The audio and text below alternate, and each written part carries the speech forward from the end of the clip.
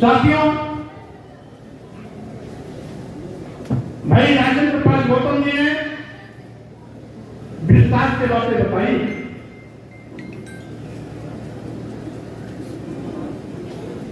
हमारे देश में समय समय पर अनेकों सामाजिक परिवर्तन के महापुरुषों ने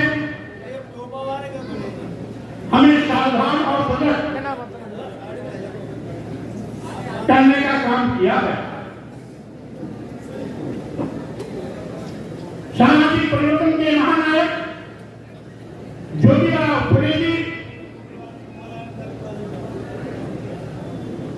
शिक्षा की देवी के रूप में सुविख्यात सावित्रीबाई फुले जी, फातिमा शेख जी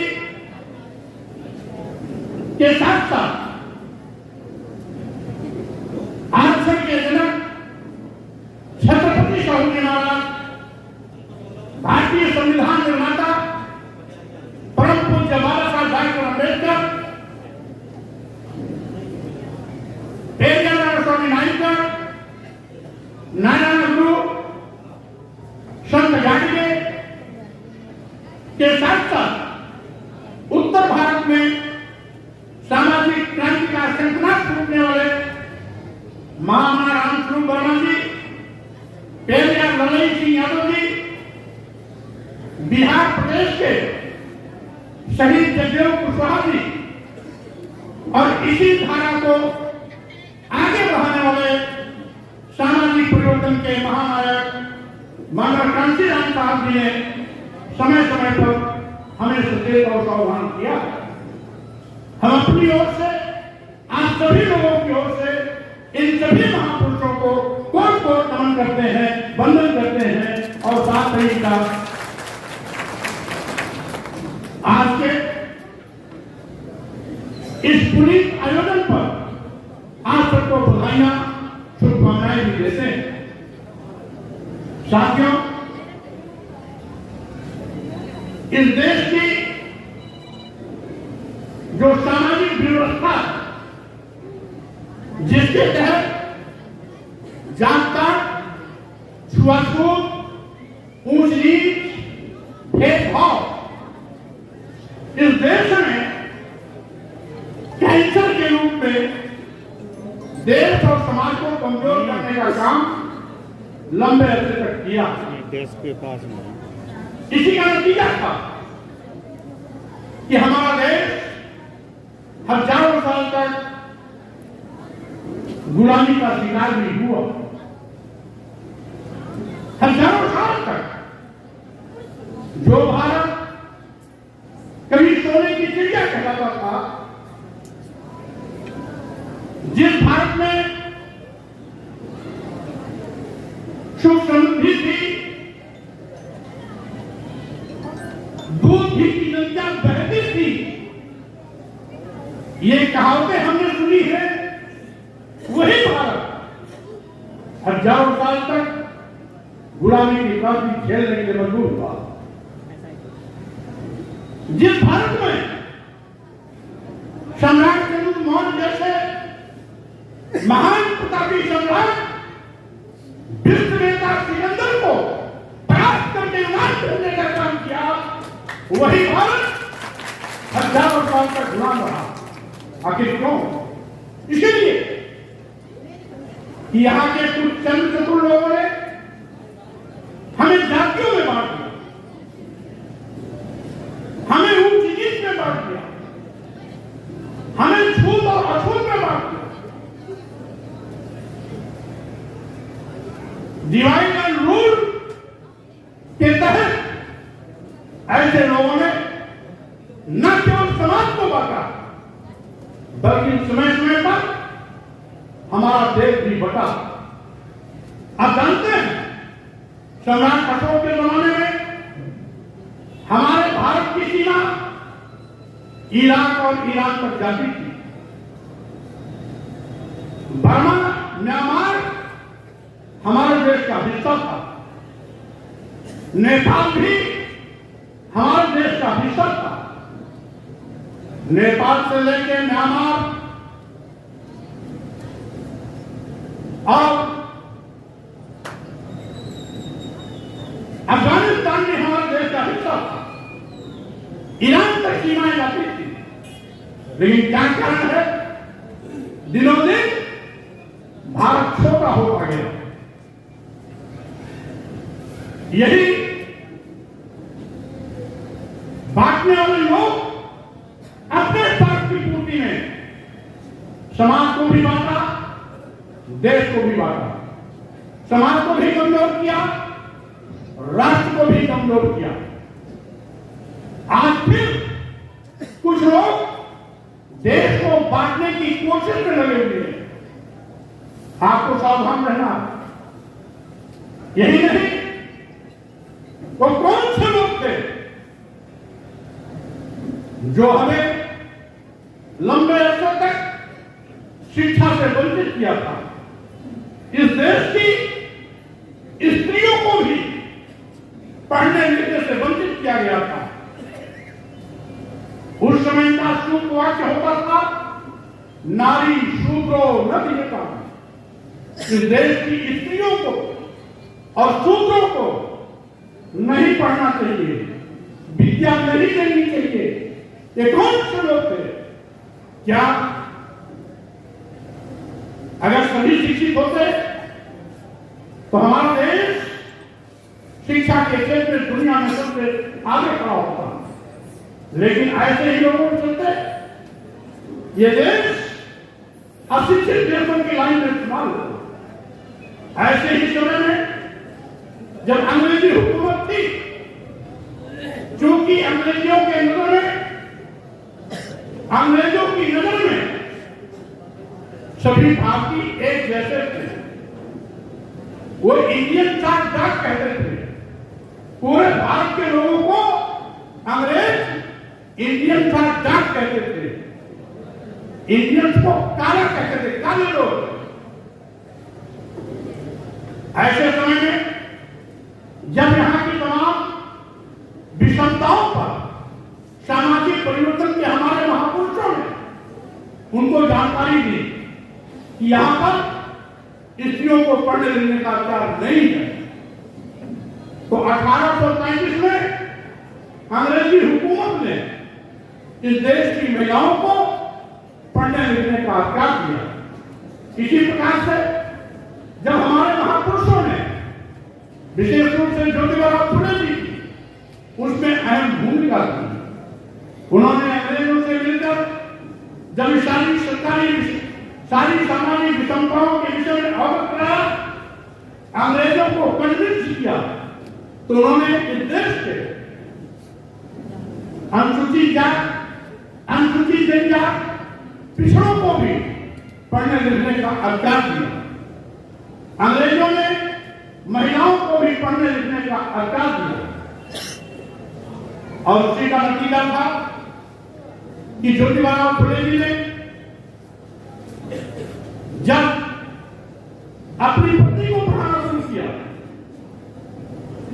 तो उनके घर के लोगों ने ही सबसे पहले ज्योतिबा फुले और उनकी पत्नी को घर से बाहर कर दिया।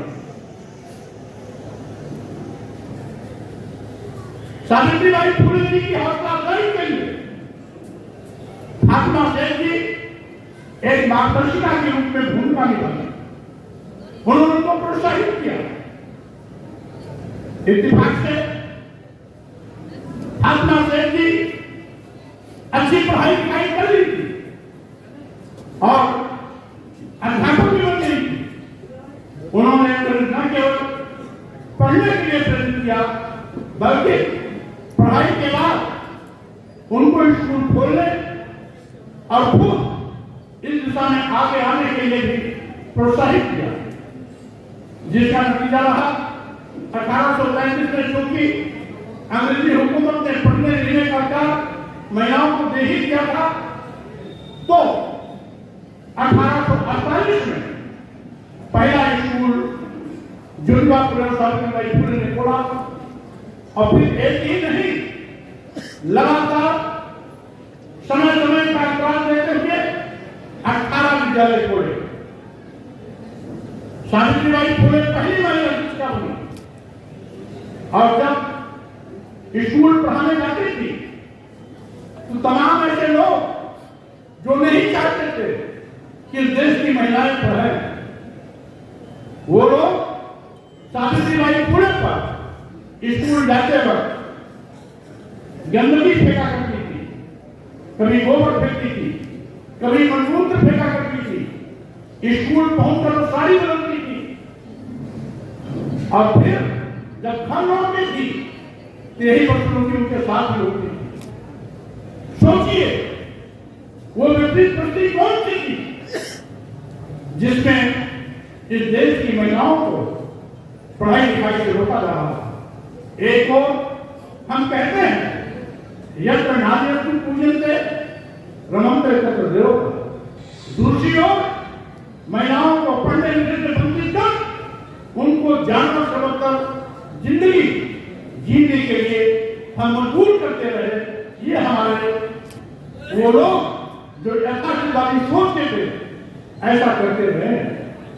साथियों, आज मैं कहना चाहूंगा, आज तो हम सब शुक्रगुजार हैं परम पूज्य डॉक्टर अम्बेडकर के, जिन्होंने भारतीय संविधान के माध्यम से आज हमें धन धरती शिक्षा सम्मान को मौलिक अधिकार में देकर एक बड़ा काम किया। हजारों साल की गुलामी की वो बेड़ियां जिसमें न केवल हमको शूद्र कह करके जानवर से बदतर जिंदगी जीने के लिए मजबूर किया जाता रहा, वही समाज को बाबा साहब डॉक्टर अम्बेडकर ने भारतीय संविधान के माध्यम से मौलिक अधिकार से जोड़कर हमें हमारे सम्मान स्वाभिमान का रास्ता प्रस्तुत किया। धन धरती शिक्षा सम्मान के साथ खड़ा होने का अवसर दिया। मैं कहना चाहता हूं सर, आज भी हमारे साथ धोखा हो रहा है। आज भी हमें सचेत और सावधान होना है। बड़े पैमाने पर जब अनुसूचित जात, अनुसूचित जनजात और पिछड़े वर्ग के लोग पढ़ाई लिखाई में आगे जाने लगे, IAS, IPS, doctor, engineer level के प्रोफेसर बनने लगे, साइंटिस्ट बनने लगे, जज बनने लगे, तो अब शिक्षा के साथ फिर से छल किया जा रहा है। शिक्षा महंगी की जा रही है। एक उदाहरण देता हूं प्रयाग विश्वविद्यालय का, जो केंद्रीय विश्वविद्यालय BA में 400 रुपए फीस थी, 400 से बढ़ाकर सीधे 4,000 कर दिया गया। बीकॉम में 4,500 थी, बढ़ाकर 4,500 कर दिया गया। BSc का 500 था, बढ़ा के 5,000 कर दिया गया। यानी गरीब के बच्चे न पढ़ पाए, ये सरकार ऐसी व्यवस्था कर रही है। यही नहीं, बाबा साहब डॉक्टर अम्बेडकर कहते थे सुबह सुबह 2 घंटी बजती है, 1 घंटी स्कूल की बजती है, 1 घंटी मंदिर की बजती है।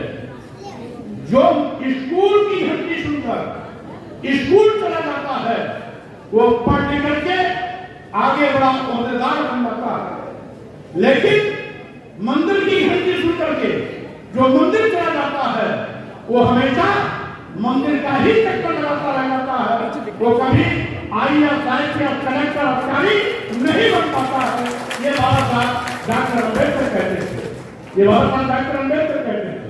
इसलिए साथियों, मैं कहना चाहता हूं, आज ये लोग हमें स्कूल से दूर करना चाहते हैं, पढ़ाई लिखाई से दूर करना चाहते हैं। इसीलिए शिक्षा को महंगी कर रहे हैं। गांव का गरीब चाहे बड़ी जात का हो, चाहे छोटी जात का हो, गांव का गरीब चाहे बाबा का बेटा हो, चाहे बाबू साहब का बेटा हो, चाहे दलित का बेटा हो, चाहे पिछड़े का बेटा हो, चाहे अकलियत का बेटा हो, आज जो भी गरीब है, अब महंगी शिक्षा के कारण वो सामान्यतः शिक्षा नहीं ले सकता है, शिक्षा से वंचित होता है। लाखों बच्चों ने अभी पढ़ाई छोड़ी है।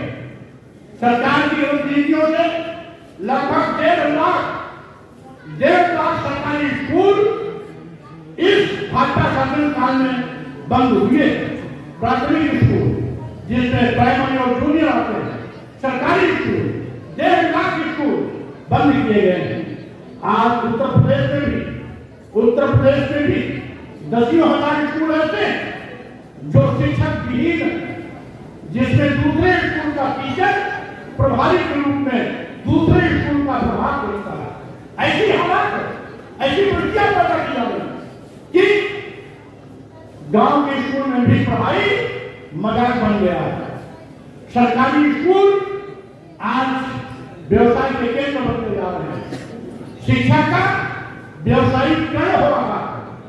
आज शिक्षा में भी सरकार पैसा कमाने की नीति तय कर रही है। स्कूलों से भी पैसा कैसे कमाया जाए, सरकार उसको भी लगातार व्यापारिक नजरिए से देख रही है। ऐसी हालात में गरीब फिर शिक्षा से वंचित होंगे। इसलिए आज इस पर गहन चिंतन की आवश्यकता है। साथियों, यही नहीं, बाबा साहब डॉक्टर अम्बेडकर ने भारतीय संविधान के माध्यम से अनुसूचित जात, अनुसूचित जनजात को आरक्षण का अधिकार दिया था। वहीं पर बाबा साहब डॉक्टर अम्बेडकर ने अनुच्छेद 340 के तहत पिछड़े वर्गों को भी आयोग बनाकर आरक्षण देने की व्यवस्था सुनिश्चित की थी, जिसके नाते मंडल आयोग के तहत पिछड़ों को भी 27% आरक्षण की सुविधा मिली हुई है।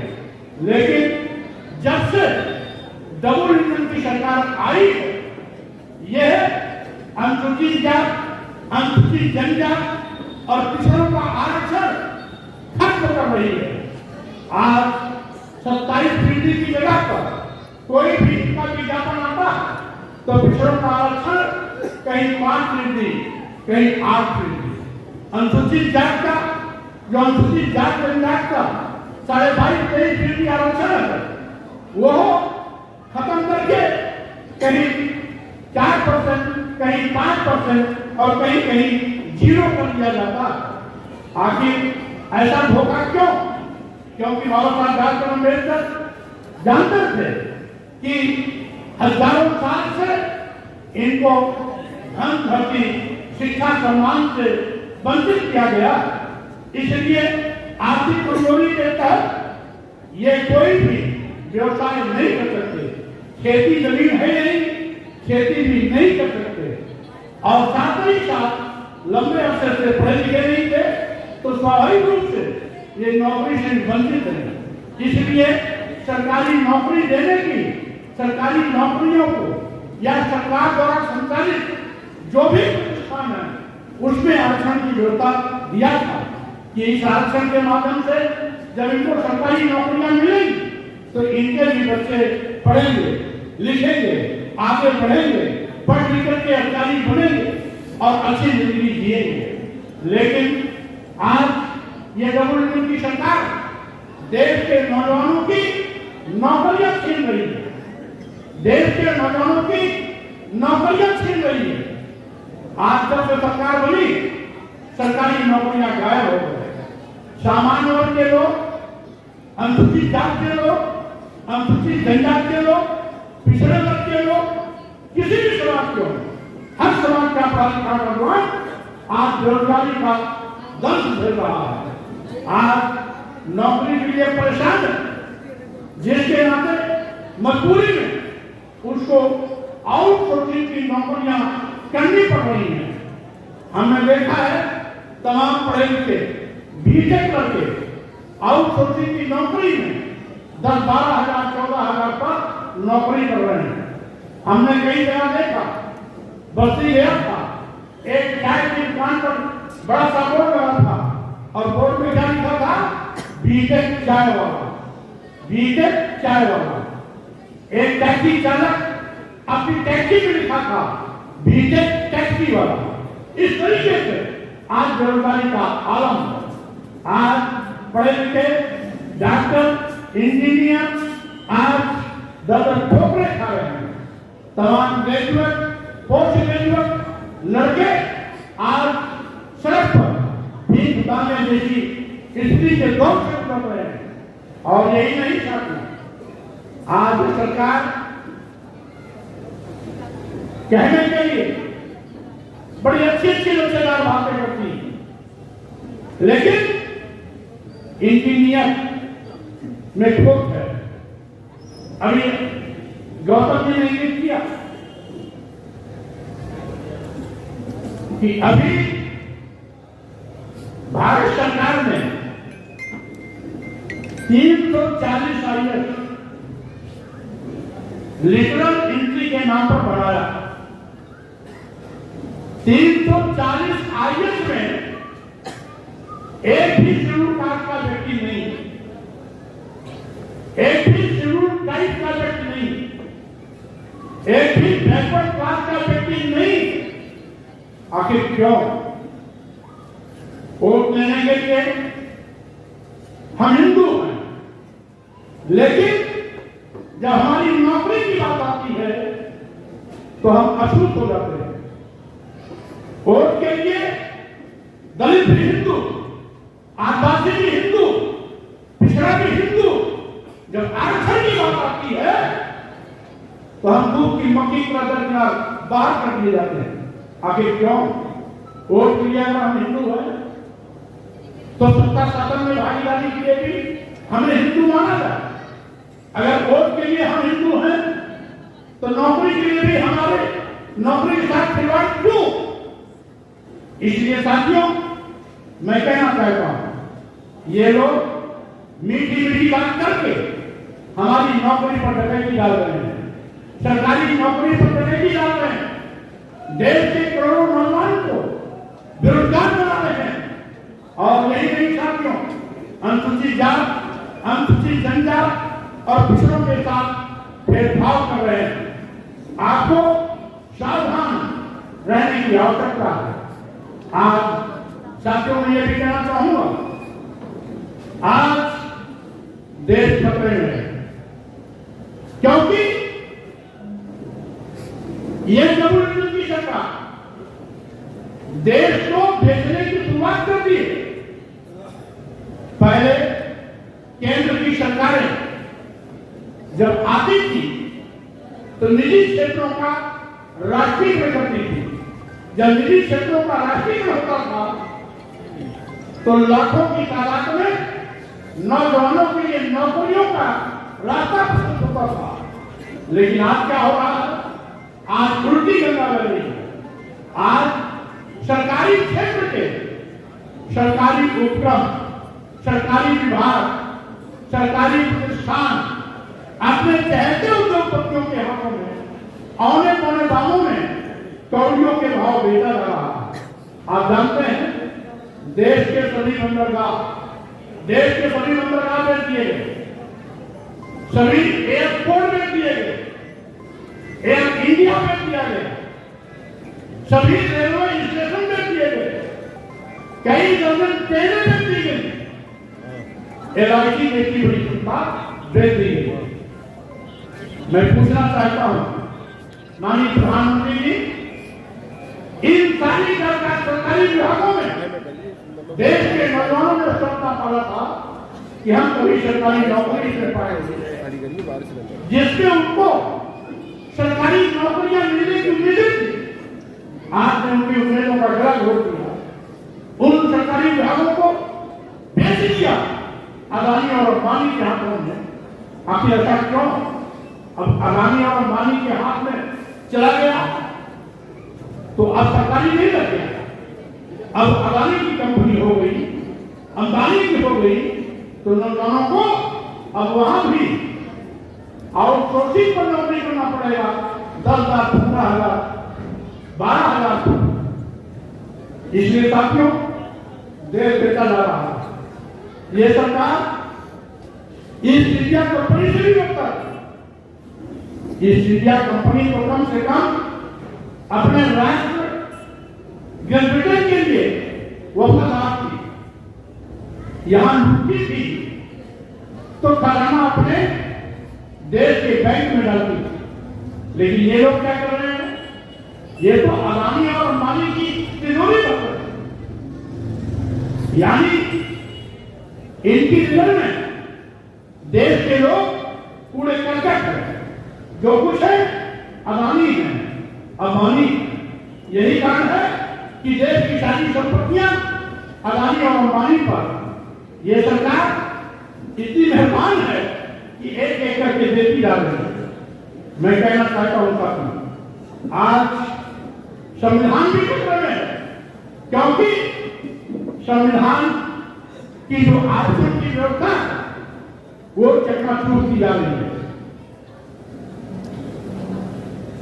आरक्षण खत्म किया जा रहा है, आरक्षण के साथ खिलवाड़ किया जा रहा है, आरक्षण पर डकैती डाली जा रही है। अनुसूचित जात, अनुसूचित जात और पिछड़ों को आरक्षण से वंचित किया जा रहा है। यही नहीं, आज लोकसभा में पार्लियामेंट में क्या हुआ? 145 सांसदों को जबरन सरकार के इशारे पर बाहर कर दिया गया। सरकार बहस की मांग कर रही थी, जनता सरकार, विपक्ष के नेता सरकार से बहस की मांग कर रहे थे, लेकिन सरकार बहस में विश्वास नहीं है, इसलिए बहस न कराकर वो सांसदों को ही बाहर का रास्ता दिखा दिया। सांसद होता इसीलिए कि उसमें चुन करके आने वाले सांसद देश, प्रदेश और अपने क्षेत्र की समस्याओं को एक करके उठाएं, सरकार के ध्यान में उन समस्याओं को लाएं, सरकार उन समस्याओं का निदान करे, इसीलिए होती है। लेकिन चूंकि सरकार का लोकतंत्र में यकीन नहीं है, इसलिए लोकतंत्र को भी कुचलने का प्रयास किया जा रहा है। यहां तक कि विपक्ष की आवाज को दबाने के लिए ईडी, सीबीआई, इनकम टैक्स का दुरुपयोग किया जा रहा है। इसलिए आज आपको सावधान होना हो। साथियों,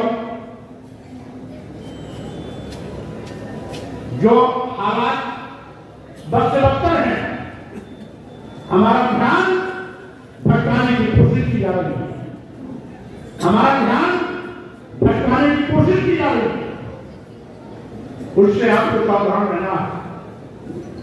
और साथ ही साथ देश को बचाना है, लोकतंत्र को बचाना है, संविधान को बचाना है। इसलिए लोकतंत्र, संविधान और देश से खिलवाड़ करने वाले लोगों को बाहर का रास्ता दिखाना भी है। इस तैयारी के साथ आप सब मजबूती से आगे बढ़े। यहां मैं ये भी कहना चाहूंगा, हमारा भारतीय संविधान पंथनिरपेक्ष, धर्मनिरपेक्ष संविधान है। हम सभी का समान रूप से सम्मान करते हैं। हमारी संस्कृति रही है, हिंदू, मुस्लिम, सिख, ईसाई सब है आपस में भाई भाई। आज उस भाईचारे की संस्कृति को, उस भाईचारे की संस्कृति को तोड़ा जा रहा है। हिंदू मुसलमानों की भीख में खाई पैदा कर हिंदू मुसलमानों को लड़ाने की नापाक कोशिश की जा रही है। अरे देवेंद्र और साथियों, ये बड़ी विडंबना कि जहां की संस्कृति रही भयपूर्ण का, हम पूरे विश्व को अपना परिवार मानते हैं, लेकिन पार्टी विशेष के लोग यहां पर धार्मिक उन्माद पैदा कर हिंदू मुसलमानों को आपस में लड़ाकर, हिंदू मुसलमानों को आपस में बांटकर राजनीति करने की कोशिश में लगे हुए। कुछ लोग हिंदू मुसलमानों की लाश पर अपनी राजनीतिक रोटियां सेकने की तैयारी में अभी अभी एक फर्जी वीडियो का खुलासा हुआ सोशल मीडिया में, ट्विटर पर जुबैर खान के नाम से एक ट्वीट किया गया कि योगी जी राम मंदिर और मुख्यमंत्री योगी जी को बम से उड़ाने की धमकी दी। योगी जी की ही पुलिस ने उस मामले का खुलासा किया। अब दोनों गिरफ्तार भी हुए, एक मिश्रा जी, एक ठाकुर साहब। और ट्विटर डाला किसने दिया था? जुबैर के नाम पर। एक मुस्लिम लड़के का नाम और था, एक जुबैर था, एक मुस्लिम लड़के का नाम और था। उसके नाम पर ट्विटर डाला गया कि राम मंदिर और मुख्यमंत्री योगी को बम से उड़ा दिया जाएगा। जब जांच हुई, योगी जी की पुलिस ने जांच किया, कोई और दूसरी पुलिस नहीं जाती। तो जांच में ट्विटर करने वाले नेता को एक मिश्रा जी और एक ठाकुर साहब दोनों को उड़ा दिए। और इसका जो सरगना था वो तिवारी लखनऊ के थे। ये देखिए, अगर ये प्रॉपर नहीं होता तो उस ट्विटर के माध्यम से पूरे मुस्लिम समाज को अपराधी बनाकर जनता की नजर में कटघरे में खड़ा करने की इनकी नापाक कोशिश की। और उनका संबंध कहीं और से नहीं, जो उसका करना था उसका फोटो वायरल हुआ तो माननीय मुख्यमंत्री जी को गुलदस्ता देते हुए नजर आया। सावधान रहना, ये कितने ऊंचे खिलाड़ी, कहीं पर निगाहें कहीं पर निशाना, कहीं पर निगाहें कहीं पर निशाना। अगर वो झूठ खुलासा नहीं होता तो पूरा मुस्लिम समाज देश की जनता की नजर में अपराधी बन गया होगा। लेकिन ये तो अच्छा हुआ कि समय रहते वो ट्वीट का खुलासा हो गया, अपराधी पुलिस के गिरफ्तार में आ गए। अब क्योंकि सरकार के खिलाफ आतंकवादी गतिविधियों में लिप्त पाए जाने की सजा देती है नहीं देती है, ये बात तो निर्भर सरकार पर। लेकिन आज तक उनके घर बुलडोजर नहीं गया। गिरफ्तार तो हो गए, उनके घर बुलडोजर नहीं गया। अगर यही क्यों स्वामी प्रसाद मौर्य कर दिए होते, राजेंद्र पाल गौतम कर दिए होते, या हमारे बीच में बैठे हुए हैं हमारे एटा के पूर्व चेयरमैन क्या नाम जहीर अहमद साहब, अगर ये कर दिए होते तो इनके यहाँ बुलडोजर जाके घर पहले ही जाता, गिरफ्तारी बाद में होती, घर पहले ही जाता। लेकिन ये दो गिरफ्तार हुए, वो न दलित है, न पिछड़े हैं, न अल्पसंख्यक है। अगर ये दलित और अल्पसंख्यक पिछड़े के होते तो बुलडोजर पहले ही हटा देता, गिरफ्तारी भाग में होती। गिरफ्तार हुए तो हो गए 5-6 दिन, लेकिन बुलडोजर अब तक नहीं गया। यानी कानून भी जात देख के काम कर रहा है, कानून भी जात देख के काम कर रहा है। अनुसूचित जात, अनुसूचित जात, पिछड़े वर्ग, अल्पसंख्यक समाज के व्यक्ति से अगर छोटी भी गलती हो गई तो बुलडोजर का घर जमींदोज कर देगा। और अगर आरएसएस और भाजपा के नातेदारों के द्वारा बड़ी से बड़ी गलती हो जाए तो बुलडोजर उसके आगे कभी नहीं जाएगा। इसलिए साथियों, आज सरकार की इनिशिएटिव को सावधान रहने की आवश्यकता है। ऐसे लोग जो देश को बांट सकते हैं, समाज को बांट सकते हैं, वो आप पर कितना आगे बढ़ सकते, जो जबकि कर सकते हैं, इसका अंदाजा नहीं लगाया जा सकता। इसीलिए आज इस कार्यक्रम के माध्यम से मैं सावित्रीबाई फुले जी, महात्मा शेख जी को कोट नमन करता हूं और साथ ही साथ पंचशील दिवस जो 1880 1980 में यह एक सिन्हा जी के उनकी अध्यक्षता में पंचील झंडा सूचित किया गया था। 1888 में लागू हुआ था वही पंचील जो हम लोग लगाते हैं, इसलिए आज पंचील दिवस भी आप मना रहे हैं। इसके लिए भी मैं आप सबको बहुत बहुत बधाइयां, बहुत बहुत शुभकामनाएं देता हूँ। और इन्हीं शब्दों के साथ मैं ये भी कहना चाहता हूँ कि डबल की सरकार आज हमारे शिक्षा के लिए दुश्मन बनी है, हमारी सरकारी नौकरी के लिए दुश्मन बनी है, किसानों के लिए दुश्मन बनी है, क्योंकि दूना लाभ जाने का वादा करने के बावजूद भी किसानों को आज दूना लाभ नहीं मिला था। देश को आज महंगाई